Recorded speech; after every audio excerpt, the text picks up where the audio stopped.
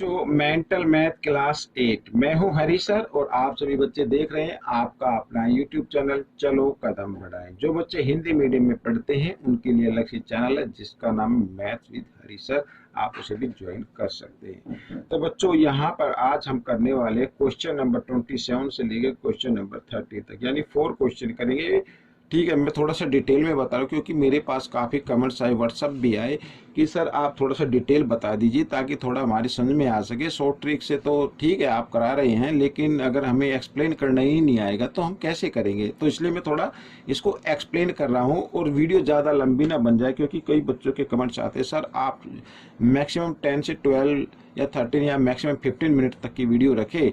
तो इसलिए मैंने 4 क्वेश्चन लिए हैं ताकि आपकी वीडियो छोटी बने और आप इसको आराम से देख सकें। ठीक है, और कोई वीडियो अगर आप देखना चाहते हैं इसी चैप्टर से रिलेटेड तो आप मेरे चैनल पर जाकर वहां पर वीडियो या प्लेलिस्ट के बटन को क्लिक करके भी आप देख सकते हैं। ठीक है, आइए करना शुरू करते हैं। तो बच्चों क्वेश्चन नंबर 27 मैंने हमेशा की तरह पहले से लिख के रखा हुआ, ये रहा आपके सामने। ठीक है, क्या कहता है क्वेश्चन, आइए करना शुरू करते हैं। बहुत ही इजी है। देखो, the base of an isosceles triangle is 8 centimetre. Isosceles triangle है, आइसोसेल ट्रायंगल मीन्स जिसकी 2 साइड क्या होती है, इक्वल होती है। यहाँ पर बेस गिवन है 8 सेंटीमीटर। मान लीजिए A B C is an isosceles triangle. ठीक है, एंड 8 से पेरीमीटर, पेरीमीटर क्या है बच्चों, पेरीमीटर 7 यानी सम ऑफ 3 साइड क्या है 20 centimetre. Find the length of equal side, equal side की लेंथ हमें फाइंड आउट करनी है, क्योंकि मैंने अभी बताया आइसोसेल ट्रायंगल लिखा हुआ, जिसकी ट्रायंगल की 2 साइड इक्वल होती है उसे आइसोसेल ट्रायंगल बोलते हैं। Let the A B equal to A C equal to X, यानी अगर ए बी एक्स सेंटीमीटर है तो ए सी भी क्या होगी, एक्स सेंटीमीटर होगी। ठीक है, ये आपको समझ लेना है, करना है। ठीक है, आइए मैं यहाँ पर लिख लेता हूँ, let A B C is an isosceles triangle. ठीक है, इस तरीके से। तो इन विच ए बी इक्वल ए सी। ठीक है, और ये इक्वल हमने ले ली एक्स के। ठीक है, अकॉर्डिंग टू क्वेश्चन अगर हम तीनों साइड को ऐड कर दे, यानी x plus x, x plus x plus 8। ठीक है, अगर हम इसको ऐड कर दे तो पेरीमीटर कितना आता है, 20 आता है। ठीक है, 8 इधर प्लस में इधर आकर माइनस में हो जाएगा, साथ ही 1x और 1x हो जाता है 2x, और इधर 20 माइनस 8 और माइनस किया तो कितना हो गया, 12 हो गया। चाहे तो आप इसको नीचे लिख के भी इसको आप डिवाइड कर सकते हैं। 2 1 जा 2, 2 6 जा 12, यानी x की वैल्यू क्या आ गई, 6 आ गई, 6 सेंटीमीटर। ठीक है, तो find the length of equal side, equal side की लेंथ कितनी आ गई, 6 सेंटीमीटर आ गई। बच्चों ये आपका आंसर हो गया। आइए करते हैं क्वेश्चन नंबर 28। तो क्वेश्चन नंबर 28 भी क्या कहते हैं, बहुत ईजी है। Out of the angle of a triangle is equal to the sum of the other 2 angles. ठीक है भाई, यहाँ पर ये दिया हुआ है इस तरीके से, मान लीजिए मैं ये बना लेता हूँ, ऐसे ट्रायंगल है। अब इसमें कहा कि इन्हीं 2 एंगल दिए हुए हैं, इनके सम के इक्वल ये 3rd एंगल है। ठीक है, आगे पढ़ते हैं। Other 2 angle, if the ratio of other 2 angle is 2:3, the find the smallest angle of the triangle. ठीक है, तो स्मॉलेस्ट एंगल फाइंड आउट करना है। अब बच्चों आइए करना शुरू करते हैं। Let the angles of triangle, भाई रेशो गिवन है ना, इसको 2x और 3x मान लीजिए। और तो 3rd एंगल क्या आएगा भाई, इसमें लिखा है देखो ये लिखा, out of the angles of triangle is equal to the sum of other 2 angle. ठीक है, अदर 2 एंगल हैं जिनका रेशो गिवन है, इन दोनों के सम के इक्वल है, यानी 3x और 2x कितना होता है, 5x। तो 3rd एंगल कितने का होगा, 5x का होगा। ठीक है, आइए करते हैं अकॉर्डिंग टू क्वेश्चन करके, बिल्कुल इजी है भाई। यहाँ पर ये 3 एंगल्स आ गए हैं। ठीक है, सॉरी ये 3x है और प्लस 5x ये आ गए हैं, और इन तीनों एंगल का सम कितना होना चाहिए, 180 होना चाहिए। भाई एंगल प्रॉपर्टी आपको याद होगी, the sum of 3 angles of a triangle is equal to 180 degree. आइए ऐड कर लेते हैं। तो 5 और 5 हो गया, 10x हो गया बच्चों यहाँ पर, और 180। ठीक है, यहाँ पर 0 से 0 कैंसिल हो गई, तो 1x यानी x की वैल्यू क्या आ गई बच्चों, 18 डिग्री आ गई। ठीक है, अब पूछा स्मॉलेस्ट एंगल, भाई जो स्मॉलेस्ट रेशो होगा वही तो होगा ना, तो स्मॉलेस्ट एंगल ये आपका आंसर निकल गया है। स्मॉलेस्ट एंगल, ठीक है। स्मॉलेस्ट एंगल का रेशियो 2x यानी कि 2 इंटू 18, 18 टू जा कितना होता है बच्चों 36 होता है, तो 36 डिग्री आ गया। अगर पूछा जाता है ग्रेटेस्ट एंगल, तो ग्रेटेस्ट रेशियो क्या है 5 है, तो यहाँ पर ग्रेटेस्ट मैं निकाल के दिखाता हूँ, ग्रेटेस्ट एंगल, ठीक है।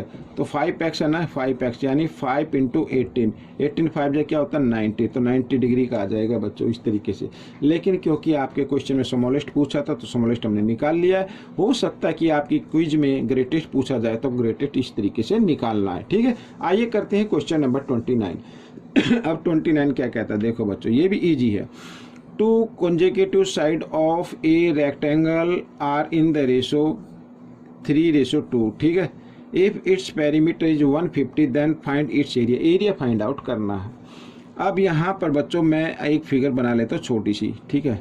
यहाँ पर ए बी सी डी, ठीक है, लेट कर लेते हैं, let A B C D is a rectangle, ठीक है।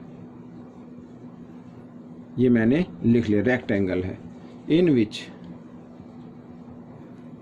जिसमें क्या होगा, जिसमें जो 2 साइड है ना भाई, ये रेशो गिवन है ना, तो ये लॉन्गेस्ट है तो इसका रेशो क्या होगा 3x, मान लीजिए इन विच 3x एंड यानी इन यहाँ पर इन विच ए बी इक्वल 3x और बी सी इक्वल 2x, ठीक है। कंजेक्यूटिव मतलब लगातार 2 साइड, तो ये और ये, ठीक है, ये और ये भी हो सकती है, ये साइड और ये साइड भी हो सकती है, ठीक है। लेकिन जो आपको ग्रेटर नजर आए उसमें आपको ग्रेटर रेशो रखना है और स्मॉलर साइड में स्मॉलर रेशो रखना है, ठीक है। ये आ गया। अब पेरीमीटर गिवन है, पेरीमीटर गिवन है वो भी लिख लेते हैं। पेरीमीटर 150 सेंटीमीटर, ठीक है, अकॉर्डिंग टू क्वेश्चन। आइए कर लेते हैं। अब पेरीमीटर कैसे निकालते हैं, 2 ब्रैकेट L प्लस बी, ठीक है। L क्या होगा 3x हो जाएगा, प्लस B क्या होगा 2x हो जाएगा, ठीक है। इस तरीके से L का मतलब लेंथ है और B का मतलब ब्रेथ से है, इस तरीके से, ठीक है। ये हो गया ये, तो इस तरीके से पेरीमीटर निकलता। बट पेरीमीटर गिवन कितना 150, ठीक है। आइए 3x और 2x 5x, 5 को 2 से मल्टीप्लाई कर देंगे, कितना हो जाएगा 10x हो जाएगा और 150, तो 0 से 0 कैंसिल हो गई, यानी x की वैल्यू क्या आ गई बच्चों 15 डिग्री आ गई, ठीक है। आपको क्या निकालना है, एरिया निकालना है ना, तो यहाँ पर ए बी की लेंथ निकाल लो। ए बी क्या है 3x है, यानी कि 3 इंटू 15, 15 3 जा कितना होता है 45 होता, 45 सेंटीमीटर आ गई। और साथ ही बी सी की लेंथ निकाल लेते, बी सी क्या है 2x है, देख रहे हैं आप 2x है, तो 2 इंटू 15 यानी कि कितना आ गया 15 2 जा 30, 30 हो गया बच्चों इधर। तो एरिया निकालते हैं। एरिया क्या होता है लेंथ इंटू ब्रेथ होता है, ये तो आप सभी जानते हैं। एरिया ऑफ रेक्टेंगल, क्योंकि रेक्टेंगल का क्वेश्चन कर रहे हैं ना तो जगह कम है, इसलिए मैं L इंटू बी लिख दिया डायरेक्ट। तो L क्या है बच्चों 45 इंटू 30, ठीक है। तो ये आपका आंसर आ गया, 0 की 0 आ गया, 3 5 जा 15, 3 4 जा 12 और 1 13, तो सेंटीमीटर स्क्वायर, ये आपका आंसर आ गया बच्चों, ठीक है। इस तरीके से ये क्वेश्चन सोल्व हो गया है। आइए करते हैं क्वेश्चन नंबर 30। तो ये रहा आपके सामने क्वेश्चन नंबर 30। बहुत ही इजी क्वेश्चन है, देखो क्या कहता है। The perimeter of a rectangle is numerically equal to the area of a rectangle. अब बच्चों ये इसमें कहा है कि रेक्टेंगल का पेरीमीटर और एरिया न्यूमेरिकली क्या है इक्वल है, ठीक है। न्यूमेरिकली क्या है इक्वल है। इक्वल का मतलब यहाँ पर मैं लिख देता हूँ, देखो इस तरीके से दिया, पेरीमीटर ऑफ रेक्टेंगल, और ये इक्वल होगा एरिया ऑफ रेक्टेंगल, इस तरीके से गिवन है, ठीक है। ये गिवन है। अच्छा आगे लिखा if the width of rectangle is 3 centimetre, width क्या है 3 सेंटीमीटर है, ठीक है। यहाँ पर लिख लेते हैं ऑफ रेक्टेंगल,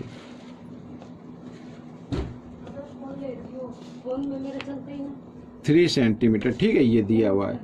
अब आइए हम करते हैं, लेंथ तो गिवन है, लेंथ की जगह L मान लेना, ठीक है। अब देखो दोनों इक्वल है, तो पेरीमीटर ऑफ रेक्टेंगल कैसे निकालते हैं, 2 ब्रैकेट L प्लस B क्या है 3 है, तो लिख सकते हैं, और इक्वल। एरिया कैसे निकालते हैं L इंटू बी निकालते हैं, ठीक है। तो आइए कर लेते हैं। 2 को l के साथ किया मल्टीप्लाई तो 2l आ गया, और 2 को 3 के साथ करेंगे 2 3 जा 6 इक्वल टू, और 3 को l के साथ करें तो 3l आ जाएगा। ठीक है, इस तरीके से।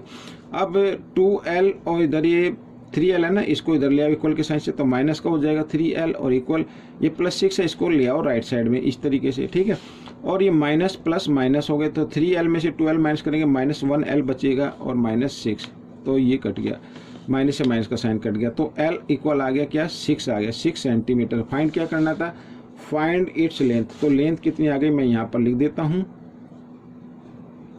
Length of rectangle 6 centimetre. ठीक है बच्चों, तो ये क्वेश्चन आपका कंप्लीट हो गया। हमेशा की तरह फिर मैं वही एडवाइस दूंगा कि आपको अभी से प्रैक्टिस करनी है, ज़्यादा से ज़्यादा प्रैक्टिस करनी है। ज़्यादा से ज़्यादा बच्चों को आप अगर बताते हैं तो ऑटोमेटिकली आपकी प्रैक्टिस हो जाती है। ठीक है, किसी भी क्विज में पार्टिसिपेट कीजिए एग्जाम में, क्योंकि ये जो मेंटल मैथ है ना, ये मैथ्स का बाप है, ये समझ लीजिए। अगर आपने मेंटल मैथ कर लिया तो मैथ को ना भी करो कोई दिक्कत नहीं है। आने वाले दिनों में, आज से अगर हम 5 या 10 साल बाद देखेंगे तो ये इसी टाइप के क्वेश्चन आपके एग्जाम में आया करेंगे। ठीक है, और अगर आप बड़े होकर किसी भी गवर्नमेंट जॉब की प्रैक्टिस करते तो भी उसी में इसी टाइप के क्वेश्चन आते हैं। तो इसलिए प्रैक्टिस अभी से शुरू कर दीजिए और अच्छे से अच्छे मार्क्स लेकर आइए। मिलेंगे नेक्स्ट पार्ट में, टिल देन थैंक यू।